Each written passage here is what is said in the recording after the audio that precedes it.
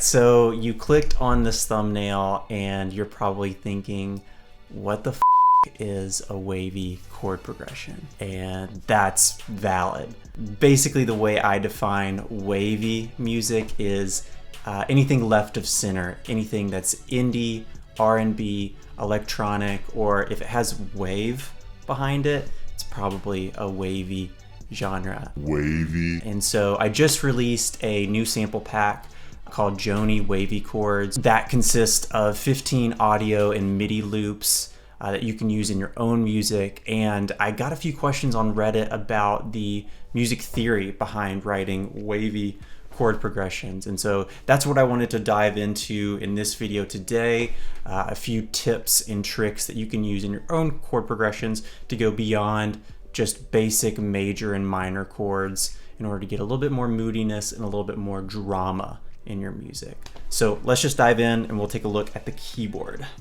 So we are going to get into a little bit of basic music theory, and we're going to start here at the keyboard with the C major scale, which is C, D as a second note, E as a third note, F, G, A, B, and back to C, which is our tonic note in this scale.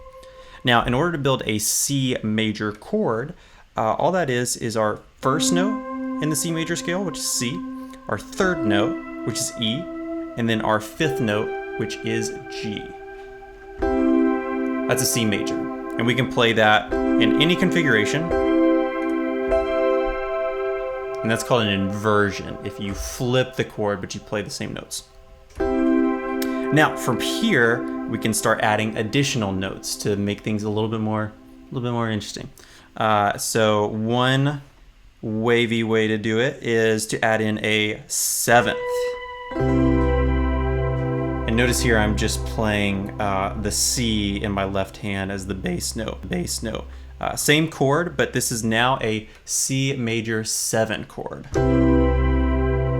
And we can do the same thing with a C minor chord, which if we start off is just C, E flat, and G.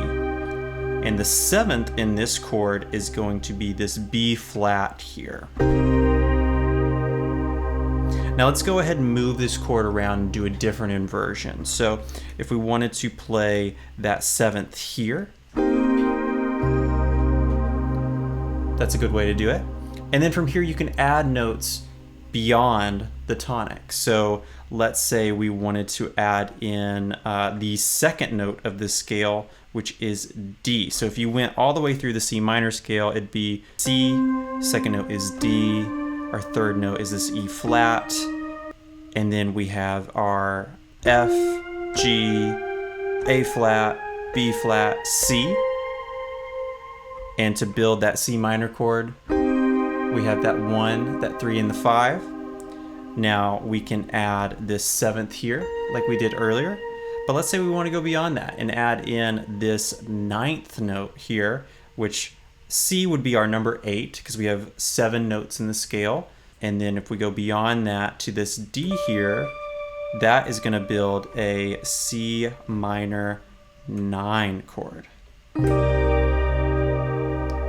is a great way to play it. I'm going to go ahead and flip the inversion. One way that I like to play it is if you take this basic C minor shape here, 1 down to the 7th. So you've got your C minor chord here, playing the bass in the left hand. And then we're going to add in that D here, and this is a C minor 9 chord. Great way to do it. You can do the same thing with a major 9 chord. Let's do that with D major. So we have D major here, which is our D, our F sharp, and our A. And we will take the 1 down to the 7th here. That would be our D major 7th. And then let's add back in the 9, which is technically just the second note in the scale, which is E. Now let's talk about some interesting ways to move these chords around from chord to chord and to build our progression.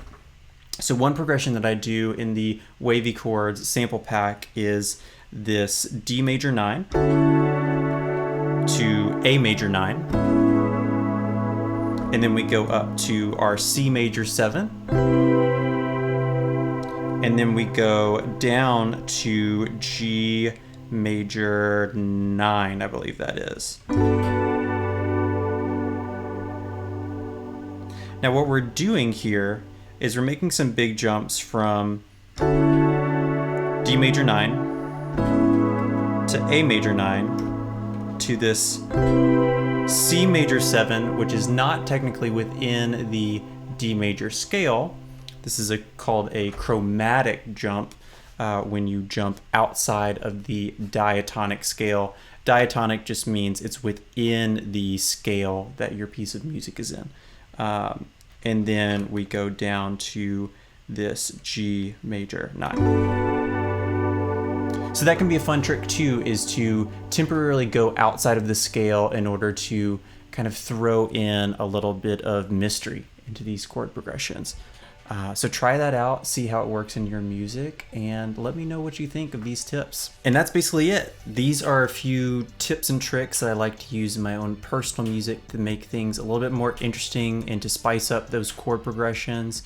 And if you found this helpful, feel free to subscribe. I'll be putting out more lessons like this, and check out the Wavy Chord sample pack. I'll link that down below.